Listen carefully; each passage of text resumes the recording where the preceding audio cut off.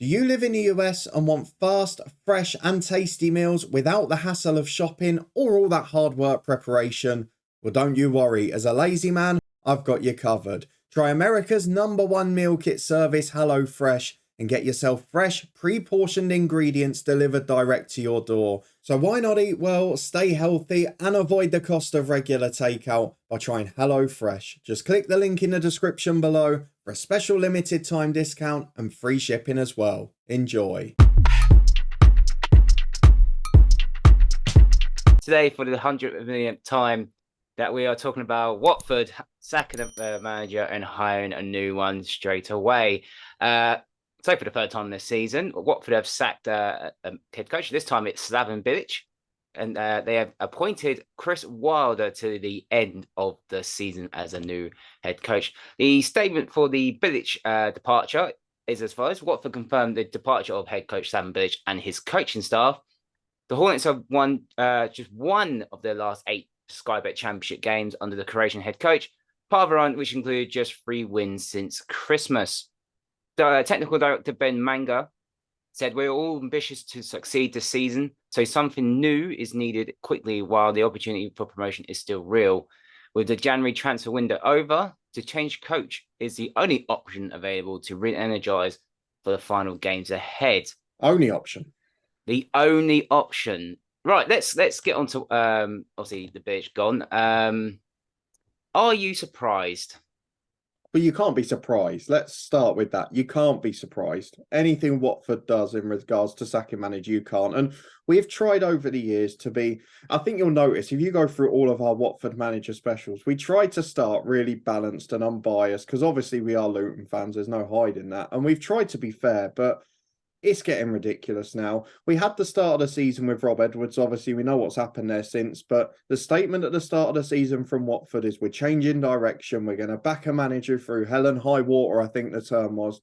And we're going to give them the chance to build this club back to its foundations again. And he got 9 league games, 10 league games at most. And obviously, he's now above them in the league with Luton Town, the rivals, which probably adds a little bit of salt in the wounds with the Bilic decision. Slaven Bilic comes in. His last season in the Championship was a promotion-winning season. And while, of course, Watford haven't got any closer to the playoffs and maybe haven't kicked on in the way we'd expect, they have had the hardest run of fixtures of the season. They have had a pretty unprecedented injury crisis, which a lot of sides at the top haven't had. We've got to be fair. And I know the fans aren't particularly happy with the football. And I know that it hasn't been free-flowing. There's been a lot of frustrating draws. But they're still no further away from the playoffs than they were. And on paper, they've got the easiest run-in of any Championship team. They only face Luton, their rivals, in the top 8 for the rest of the season. So I kind of question the wisdom here. I guess on one hand, you could say, yes, you see it coming because Bilic hasn't got those results to kick them on. But equally, the last 11 games on paper are that chance. And they obviously feel in the club that they've got a better chance doing that with the new man. But I think whoever it would have been, they're going to have a good finish to the season. They're getting players back. They've got a good run in on paper. I mean, their last 6 games on paper are all possibly going to be against sides with nothing to play for at that point. And that is a real boost for them. So I question the logic, but again, at this point, there's no real point in doing so, is there? Bilic is gone and Wilder will inevitably pick up a nice run now. Well, you look at the percentage for Bilic, it's just over 38%, and virtually the same as Wilder at Borough. That's not bad. That's not bad. But it's typical Watford, and it's typical Pozzos of not knowing which way to go. If you're at a roundabout and you've got 6 different turn-offs at a roundabout, and they just seem to go, right, we'll go up this, we'll go for Rob Edwards, we'll turn left here, go turn here. Oh, no, we made the wrong turn, and we'll go back on the roundabout, and then we'll go up to the next turn off. Oh, it's Slaven Bilic, happy days, proven Championship promotion winning manager. Oh, no, we don't like that turn. Oh, let's try this route, the Chris Wilder effect, and look what he's done now. We'll give that a go. Oh, it's to the end of the season. Oh, well, we ain't making the playoffs now. Let's get rid of him. We'll just get the under-23s coach, and we'll let him do that for the next 2 games. You can see that happening. But Bilic, obviously, is now gone. So Chris Wilder is in charge till the end of the season. Experienced manager at the Premier League and Championship level. Obviously, was with Sheffield United. He took them up, took Watford up from the conference into the Football League, won the League Two title with Northampton Town. No statement on from Manga about the hiring of Chris Wilder as the new head coach, which is a bit baffling because you normally would say, "Yeah, we're happy to have him in to the end of the season." First of all, well, it's for Chris Wilder to hire him as the new head coach. Yeah, I mean, as I said to you before we started off air, the only thing Chris Wilder's done wrong is not get himself a 2 or 3 year deal, so he gets a massive payoff at the end of it. But other than that, look, it suits both parties because for Chris Wilder, it was a pretty dismal start to the season at Middlesbrough. He left them in the relegation zone, didn't he? We know what Michael Carrick's done since taking over there. For Watford, Wilder is probably, of the candidates available, one of the best options and most proven. So, and he's one of the few that's available that's actually taken a team out the Championship in recent years. So from that point, Bilic. Yeah, so was Bilic more recently, but yeah. let's not worry about that.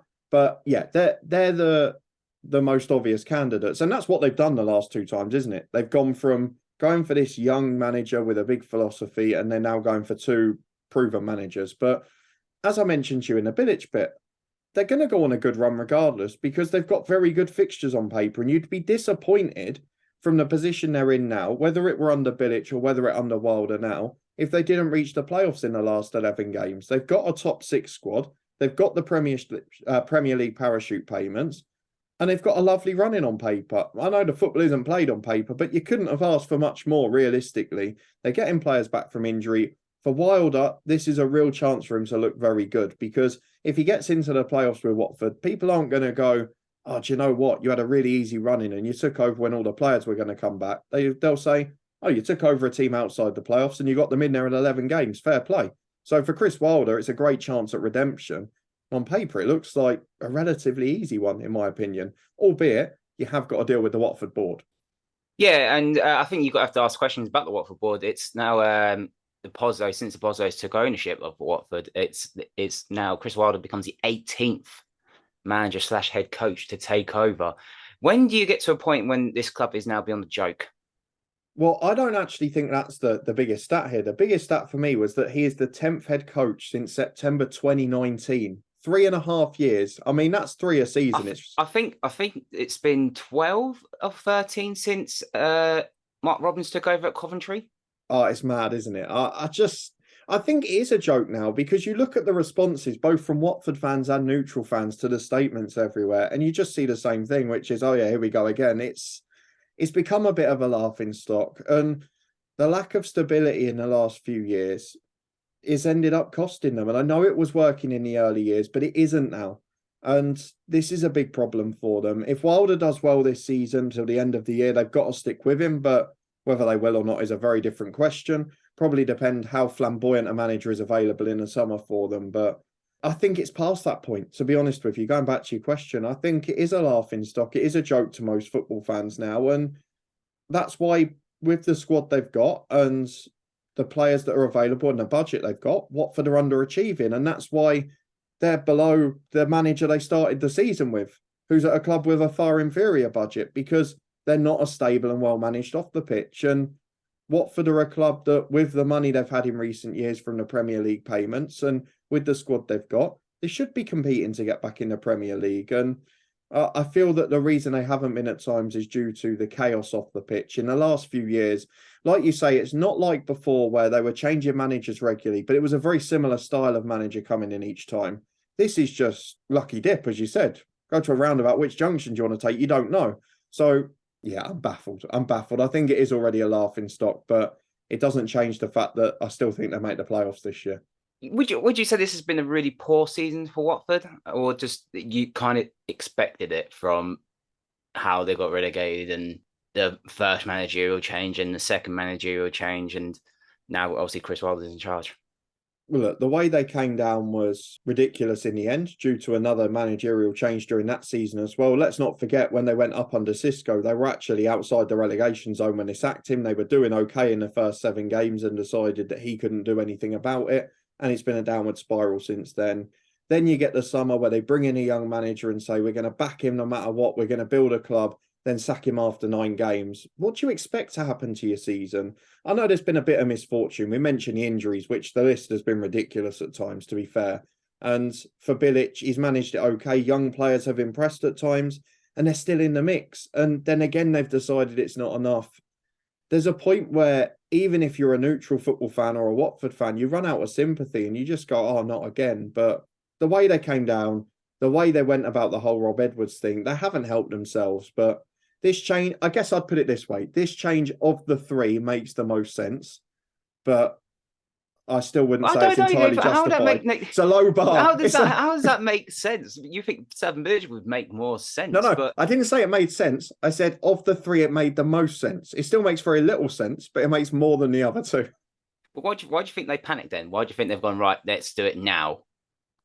Because they always do. Bilic, let's be fair, Bilic has outstayed the average length of a Watford manager in the last 3 years. That's the reason. I mean, I'm surprised to an extent that he carried on through now, because there's been talk for a few weeks, obviously. But I think the simple answer is it's because it's Watford, and it's not that perspective of, let's have a look. Oh, we've played all our difficult games. We've got a really comfortable run in. Oh, we've had this many players out injured. They're all coming back now.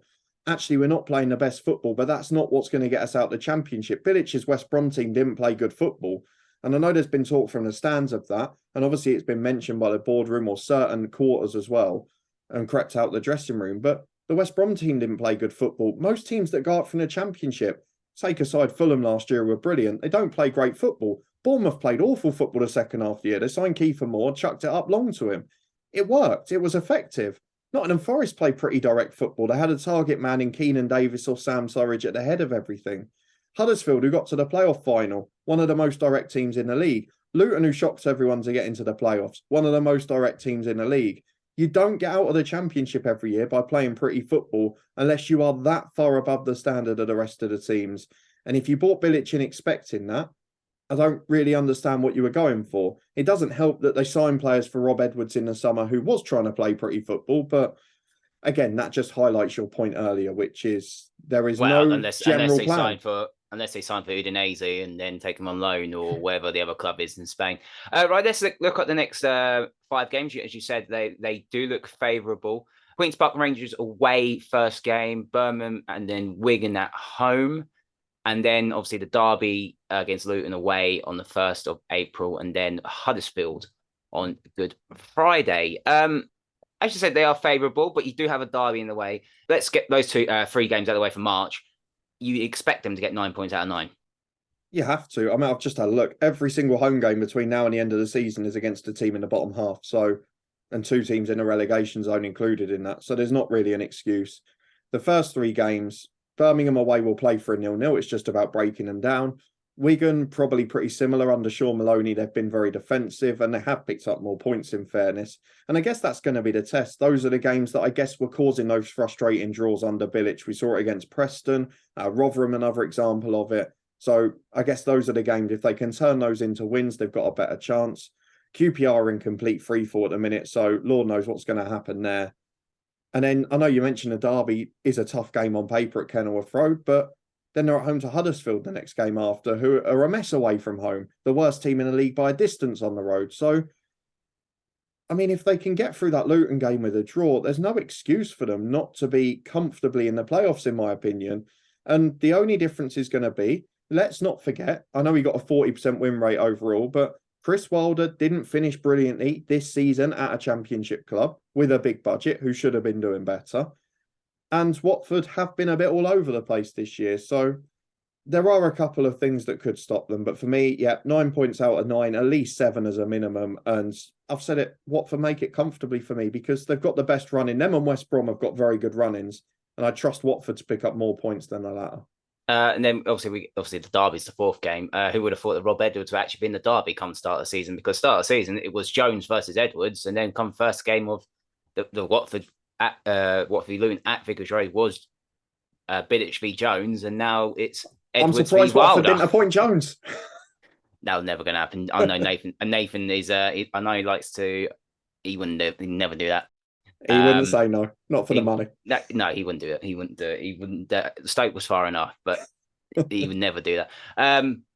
But yeah, obviously, you think Watford will make the playoffs? I don't think they will. I generally don't. I don't think they've got the players good enough to handle the next 11 games. I think there'd be too much pressure on the players. Well, often they haven't got through these games for the last 8, 9, 10 games.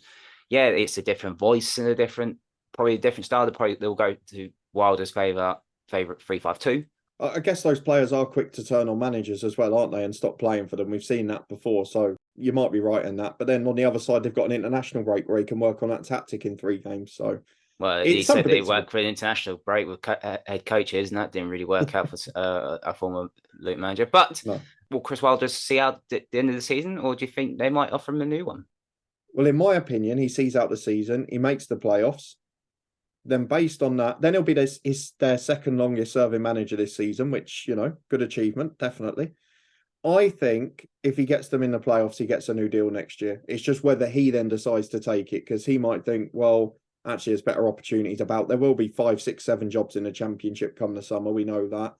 The other side of that then is how many years does he get? I reckon there could be a sticking point in the negotiations, because every manager who signs a new deal at Watford now is going to try and get as long as possible so they can get a bigger payout.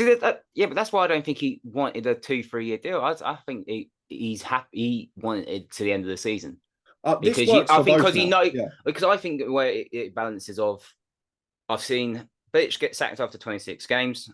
I've seen Rob Edwards sacked after 9 to 11 games. I've seen Cisco sacked, but why would I want to commit to a 2-3 year project when I'm only going to last 4 or 5 months? Because I'll get 2 or 3 million quid out of it. Yeah, but he's already got 2 or 3 million quid from Middlesbrough from Sheffield United. Enough, that's why I don't think he'll be the man come next season.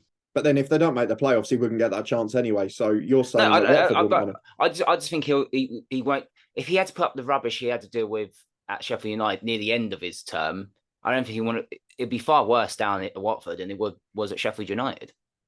It's going to be interesting, but I think he'll be offered a new deal in the summer if they make the playoffs. Whether he signs it or not, I'm not 100% sure. No, I think it's the end of the season. I generally think that. I'd be surprised if he agrees to a 2-3 year deal, and then come October we'll have to do another. We might have to do another managerial special come the 16th millionth time that we've done a Watford managerial special. But that is our managerial special on the sacking of Slaven Bilic and the hiring of Chris Wilder as the new head coach. Check the playlist of other previous Watford sackings. There isn't a place, but we might create one. Don't forget to like this video, subscribe to the Football Podcast. Let us know down in the comments what you think of the sacking and the appointment. And we'll see you next time.